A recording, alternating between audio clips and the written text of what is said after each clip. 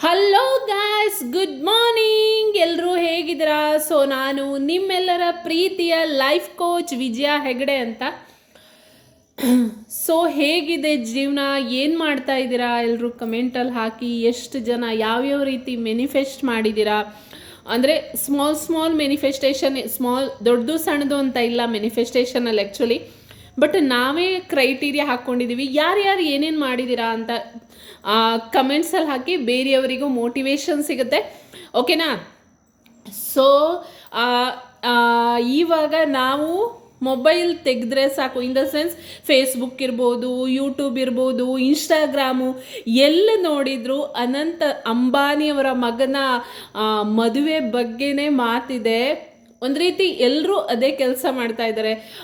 ಅಂದರೆ ಎಲ್ಲ ರೀಲ್ಸಲ್ಲೂ ಅದೇ, ಇನ್ಸ್ಟಾಗ್ರಾಮಲ್ಲಿ, ಫೇಸ್ಬುಕ್ಕಲ್ಲಿ, ಎಲ್ಲ ಕಡೆನೂ ಅದನ್ನು ಒಂದು ರೀತಿ ತುಂಬ ಚೆನ್ನಾಗಿದೆ. ನನಗೂ ಖುಷಿ ಆಯಿತು ನೋಡಿ, ಯಾಕೆಂದರೆ ಎಷ್ಟೊಂದು ರಿಚ್ ಆಗಿ ಮದುವೆ ಆಗಿದ್ದಾರೆ, ಎಷ್ಟೊಂದು ಚೆನ್ನಾಗಿದೆ. ಆ್ಯಂಡ್ ಎಷ್ಟೊಂದು ಡೌನ್ ಟು ಅರ್ತ್ ಕೂಡ, ಎಷ್ಟು ಚೆನ್ನಾಗಿ, ಎಷ್ಟೊಂದು ಇಟ್ಸ್ ಲಿಟ್ರಲಿ ಅಮೇಝಿಂಗ್. ನಮಗೂ ಒಂದು ಸರಿ ಅನಿಸುತ್ತೆ ನಾವು ಹಾಗೆ ಜೀವನ ಮಾಡಬೇಕು ಅಂತ.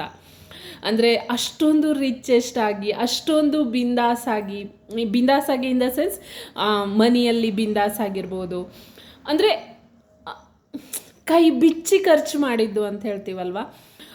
ಸೊ ಆ ರೀತಿ ನಿಮಗೂ ಒಂದು ಸರಿ ಅನಿಸಿಲ್ವಾ, ನಾವು ಈ ರೀತಿ ಬದುಕಿದ್ರೆ ಎಷ್ಟು ಚೆನ್ನಾಗಿರುತ್ತೆ? ಅಥವಾ ನೀವು ಅಯ್ಯೋ ಸುಮ್ಮನೆ ವೇಸ್ಟ್ ಮಾಡ್ತಾ ಇದ್ದಾರೆ ಹಾಗೆ ಹೀಗೆ ಅಂತ ಕಮೆಂಟ್ಸ್ ಹೊಡೆದಿದ್ದೀರಾ, ಅದ್ರ ಬದಲು ಅನಾಥಾಶ್ರಮ ಕೊಡ್ಬೋದಿತ್ತು ಹಾಗೆ ಹೀಗೆ ಅಂತ. ಬಟ್ ಎಸ್, ನಾವು ಮನುಷ್ಯರು ಅನಂತ, ಅವರೂ ಸೇಮು, ನಾವು ಫಿಸಿಕಲಿ ನಾವು ಅವರು ಎಲ್ಲರೂ ಸೇಮು, ಅದೇ ರಕ್ತ ಅದೇ ಮಾಂಸ ಎಲ್ಲನೂ. ಬಟ್ ಸ್ಟಿಲ್ ಅವರು ಆ ಮಟ್ಟಕ್ಕೆ ಬೆಳೆಯೋದಕ್ಕೆ ಹೇಗೆ ಕಾರಣ ಆಯಿತು? ಅವರು ಆ ಮಟ್ಟಕ್ಕೆ ಬೆಳೆಯೋದಕ್ಕೆ ಅವರ ಮೈಂಡ್ ಸೆಟ್ಟಲ್ಲಿ ಯಾವ ರೀತಿ ಇರ್ಬೋದು, ಅವರ ಲೈಫ್ ಸ್ಟೈಲನ್ನು ನೀವು ನೋಡಿರ್ಬೋದು. ಬಡತನದಿಂದ ಶ್ರೀಮಂತಿಕೆ ಅಷ್ಟೊಂದು, ಅದು ಹೇಗೆ ಸಾಧ್ಯ ಆಯಿತು? ನೀವು ಒಂದು ಸರಿನೂ ಯೋಚನೆ ಮಾಡಿಲ್ವಾ? ಅಂದರೆ ಇನ್ ದ ಸೆನ್ಸ್ ನಾವು ಫಿಸಿಕಲಿ ನಮ್ಮ ಹಾರ್ಡ್ವೇರ್ ಸಿಸ್ಟಮ್ ಎಲ್ಲನೂ ಸೇಮೇ, ಬಟ್ ಸಾಫ್ಟ್ವೇರಲ್ಲಿ ಚೇಂಜಸ್ ಇದೆ. ನಮ್ಮ ಸಾಫ್ಟ್ವೇರಿಗೂ ಇನ್ ದ ಸೆನ್ಸ್ ನಮ್ಮ ಮೈಂಡ್ಸೆಟ್ಟಿಗೂ ಅವರ ಮೈಂಡ್ಸೆಟ್ಟಿಗೂ ತುಂಬ ತುಂಬ ತುಂಬ ಡಿಫ್ರೆನ್ಸ್ ಇದೆ. ಅವರ ಆ ರಿಚೆಸ್ಟ್ ಮೈಂಡ್ಸೆಟ್ ಇದೆಯಲ್ಲ, ಅದು ಅವರಿಗೆ ಎಲ್ಲನೂ ತಂದು ಕೊಟ್ಟಿದೆ, ಅದು ಅವರಿಗೆ ಇನ್ನೂ ತಂದು ಕೊಡ್ತಾ ಇರುತ್ತೆ. ಯಾಕೆಂದರೆ ಅವರ ಒಂದು ಆ ಮೈಂಡ್ ಸೆಟ್ ಇರೋದು ಲಿಟ್ರಲಿ ನಾವು ಅದರಿಂದ ತುಂಬ ಕಲಿಬೇಕು. ಸೊ ಇದಕ್ಕೋಸ್ಕರ ನಾನು ಬರ್ತಾ ಇದ್ದೀವಿ. ಎಸ್, ಮನಿ ಬಗ್ಗೆ ಕಂಪ್ಲೀಟಾಗಿ, ಅಂದರೆ ಹೀಲಿಂಗ್ ಇರ್ಬೋದು. ಮನಿಗೆ ಯಾವತ್ತೂ ಮೈಂಡ್ ಇಲ್ಲ. ಅಂದರೆ ನಾವು ಹೇಳಿದ್ದನ್ನು ನೀವು ಏನು ಹೇಳ್ತೀರಾ, ನಿಮ್ಮ ನೆಗೆಟಿವ್ ಟಾಕಿಂಗ್ಸ್ ಇರ್ಬೋದು, ಮನಿ ಬಗ್ಗೆ ನಿಮ್ಮಲ್ಲಿರೋ ನೆಗೆಟಿವ್ಸು, ಮನಿ ಬಗ್ಗೆ ನಿಮ್ಮಲ್ಲಿರೋ ಆ ಒಂದು ಎಸಂಪ್ಷನ್ನಿಂದ ಏನಾಗುತ್ತೆ, ಅದು ನಿಮ್ಮ ಹತ್ರ ಬಂದಿರಲ್ಲ. ನೀವೇ ಯು ಆರ್ ದ ಕ್ರಿಯೇಟರ್ ಅಂತ ನಾನು ಪ್ರತಿ ಸರಿನೂ ಹೇಳ್ತೀನಿ. ಮನಿ ಬಗ್ಗೆ ನಿಮ್ಮಲ್ಲಿ ಏನೇನು ಎಸಂಪ್ಷನ್ ಇದೆ, ಮನಿ ಬಗ್ಗೆ ನೀವು ಏನೇನು ಅಂದ್ಕೊಂಡಿದ್ದೀರಾ, ಮನಿ ಬಗ್ಗೆ ನಿಮ್ಮಲ್ಲಿ ಯಾವ ರೀತಿ ನೆಗೆಟಿವ್ ಎಸಂಪ್ಷನ್, ಎಸ್ಪೆಷಲಿ ಅದು ನೀವು ಹುಟ್ಟಿದಾಗಿಂದ ನೋಡಿಕೊಂಡು ಕೇಳಿಕೊಂಡು ಮಾಡಿಕೊಂಡು ಆ ರೀತಿ ನಿಮ್ಮಲ್ಲಿ ಒಂದು ಎಸಂಪ್ಷನ್ ಸೃಷ್ಟಿಯಾಗಿರುತ್ತೆ. ಸೊ ಅದು ಏನೇನಿದೆ ಅದನ್ನೆಲ್ಲ ನೀವು ನಮ್ಮ ಒಂದು ವೆಬಿನಾರ್ ಇರುತ್ತೆ, ಒಂದು ದಿವಸ ಅಂದರೆ ಒಂದು 5 hours ವೆಬಿನಾರು 7 ಗಂಟೆಯಿಂದ ಸ್ಟಾರ್ಟ್ ಆಗುತ್ತೆ. ನಾನು ಆಲ್ರೆಡಿ ಪೋಸ್ಟ್ ಹಾಕಿದ್ದೀನಿ, ಆದರೆ ಅದು ಡೇಟ್ ಪೋಸ್ಟ್ಪೋನ್ ಆಗಿದೆ, ಅದನ್ನು ನಾನು ಇವತ್ತು ಹಾಕ್ತೀನಿ. Okay, it's a money magic workshop ಅಂತ. ಕಂಪ್ಲೀಟಾಗಿ ಹೀಲಿಂಗ್ ಸೆಷನ್ ಇರುತ್ತೆ. ಅದಾದ ನಂತರ ಮನಿ ಮೈಂಡ್ ಸೆಟ್ ಯಾವ ರೀತಿ ಚೇಂಜ್ ಮಾಡ್ಬೋದು ಇರುತ್ತೆ. ಆಮೇಲೆ ಒಂದು ಗೈಡೆಡ್ ಮೆಡಿಟೇಷನ್ ಇರುತ್ತೆ.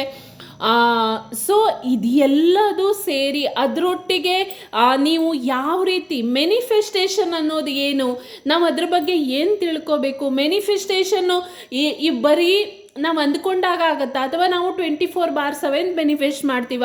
ಹೀಗೆ ಹಲವಾರು ಲವ್ ಲೆಟರ್ ಇರ್ಬೋದು, ಗ್ರ್ಯಾಟಿಟ್ಯೂಡ್ ವಾಕ್ ಇರ್ಬೋದು, ಪ್ರತಿಯೊಂದನ್ನು ನೀವು ಕಲಿಬೋದು ಮನಿ ಬಗ್ಗೆ, ಮನಿ ರಿಲೇಟೆಡ್ ಆಗಿ. ಯಾಕೆಂದರೆ ದುಡ್ಡು ಅನ್ನೋದು ಎಷ್ಟೊಂದು ಇಂಪಾರ್ಟೆಂಟ್ ಅಂದರೆ, ಇವಾಗ ಹಾಸ್ಪಿಟಲ್ಗೆ ಹೋದರೆ ಸದ್ಯಕ್ಕೆ ಹಾಸ್ಪಿಟಲಲ್ಲಿ ನಾವು ಉಸಿರಾಟ ಅಂದರೆ ನಾವು ಆಕ್ಸಿಜನ್ನಿಗೂ ದುಡ್ಡು ಕೊಡಬೇಕಾಗತ್ತೆ. ಸೊ ಆ ರೀತಿ ನಾವು ಪ್ರತಿಯೊಂದಕ್ಕೂ ದುಡ್ಡಿಲ್ಲದೆ ನಮಗೆ ಬದುಕಕ್ಕೆ ಸಾಧ್ಯನೇ ಇಲ್ಲ. ಸೊ ನಮ್ಮ ಮೈಂಡ್ ಸೆಟ್ಟನ್ನು ಚೇಂಜ್ ಮಾಡಿಕೊಂಡು ನಾವು ನಮ್ಮ ಒಂದು ಅಬಂಡೆನ್ಸ್ ಆಗಿರೋ ಲೈಫನ್ನು ನಾವು ಅಟ್ರ್ಯಾಕ್ಟ್ ಮಾಡ್ಬೋದು. Because we are born to be, ಅಂದರೆ ನಮ್ಮ ಒಂದು ನಮ್ಮ ಹಕ್ಕದು ನಾವು ಎಲ್ಲ ರೀತಿಯ ಆರಾಮ ಜೀವನ, ನಮಗೆ ಏನು ಬೇಕೋ ನಾವು ಅದನ್ನು ಒಂದು ಅನುಭವಿಸೋದು ನಮ್ಮ ಹಕ್ಕು. ಅದನ್ನು ಯಾರಿಂದನೂ ಕಿತ್ಕೊಳ್ಳೋಕೆ ಸಾಧ್ಯ ಇಲ್ಲ. ಬಟ್ ನೀವೇ ಅದು ಬರ್ದಿದ್ದಂಗೆ ನೀವೇ ಅಡ್ಡಗೋಡೆಯಾಗಿ ನಿಂತಿದ್ದೀರಾ ಅಷ್ಟೇ. ಬೇರೆ ಯಾರು ಅದನ್ನು ತಡೀತಾ ಇಲ್ಲ, ಯಾವ ದೇವತೆಗಳು ಏನೂ ಮಾಡ್ತಾ ಇಲ್ಲ. ಬಟ್ ನೀವೇ ಅಡ್ಡಗೋಡೆ ಆಗಿ ನಿಂತಿದ್ದೀರಾ. ನೀವು ಅಲ್ಲಿಂದ ಸರಿದಾಗ, ನಿಮ್ಮ ಮೈಂಡ್ ಸೆಟ್ ಚೇಂಜ್ ಆದಾಗ ಏನಾಗುತ್ತೆ, ಖಂಡಿತವಾಗಿಯೂ ನಿಮ್ಮ ಒಂದು ಪ್ರಾಸ್ಪರಸ್, ನಿಮ್ಮ ಒಂದು ಲಕ್ಸುರಿಯಸ್ ಲೈಫು, ನಿಮ್ಮ ಒಂದು ಫೈನಾನ್ಷಿಯಲ್ ಫ್ರೀಡಮ್ ಅನ್ನೋದು ಸಿಕ್ಕೇ ಸಿಗುತ್ತೆ. ಯಾಕೆ, ಇಟ್ಸ್ ಅವರ್ ಬರ್ತ್ ರೈಟ್, ನಮ್ಮ ಒಂದು ಜನ್ಮಸಿದ್ಧ ಹಕ್ಕು. ಎಲ್ಲ ರೀತಿಯ ಒಂದು ಲೈಫಲ್ಲಿ ನಾವು ಏನೇನು ಅನುಭವ ಪಡ್ಕೋಬೇಕು ಅಂತಿದ್ದೀವೋ ಅದೆಲ್ಲದು ನಾವು ಅನುಭವಿಸೋದಕ್ಕೆ that is our right. So ಅದ್ರ ಬಗ್ಗೆ ನಾನು ಕಂಪ್ಲೀಟಾಗಿ ಮಾತಾಡ್ತೀನಿ. ನೀವು ಬೇಕಿದ್ರೆ ನನ್ನ ಚಾನೆಲ್ಗೆ ಹೋಗಿ ಸಕ್ಸಸ್ ಸ್ಟೋರಿನ ನೀವು ನೋಡ್ಬೋದು. ಎಷ್ಟೊಂದು ಜನರಿಗೆ ಸಕ್ಸಸ್ ಸಿಕ್ಕಿದೆ ಅಂತ, ಇನ್ನೂ ತುಂಬ ಜನರಿಗೆ ಸಿಕ್ಕಿದೆ. ಆ್ಯಕ್ಚುಲಿ ಕೆಲವೊಬ್ಬರು ಹಾಕಲ್ಲ, ಕೆಲವೊಬ್ಬರು ನನಗೆ ಕಳಿಸಲ್ಲ, ನಾನು ಹೇಳಿರ್ತೀನಿ ಬಟ್ ಅವರು ಸೆಂಡ್ ಮಾಡಿರಲ್ಲ.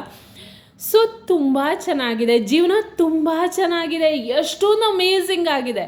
ಯಾಕೆ ನಾವು ವರಿ ಮಾಡಿಕೊಂಡು ನಾವು ಎಲ್ಲ ಕಡೆ ಹಾಗೆ ಹೀಗೆ ತಲೆ ಬಿಸಿ ಮಾಡಿಕೊಂಡು ನಾವೇ ಕ್ರಿಯೇಟ್ ಮಾಡ್ತಾ ಇದ್ದೀವಿ. ಒಂದು ರೀತಿ ಕಷ್ಟಪಟ್ಟು ನಾವು ಈ ಒಂದು ಕಷ್ಟಕರವಾದ ಜೀವನವನ್ನು ಕ್ರಿಯೇಟ್ ಮಾಡ್ತಾ ಇದ್ದೀವಿ.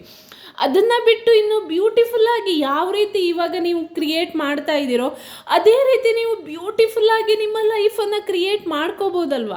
ಯಾಕೆಂದರೆ ಇಟ್ಸ್ ಅವರ್ ಲೈಫ್. ನಮಗೆ ಈ ಪ್ರಪಂಚ, ನಮಗೆ ಈ ಜನ್ಮ ಈ ಒಂದು ಸುಂದರವಾದ ಜನ್ಮ. ನಾವು ಎಷ್ಟು ವರ್ಷ ಬದುಕ್ತೀವಿ, ಬದುಕದಷ್ಟು ವರ್ಷ ನಾವು ಖುಷಿಯಾಗಿ ಬದುಕೋಣ.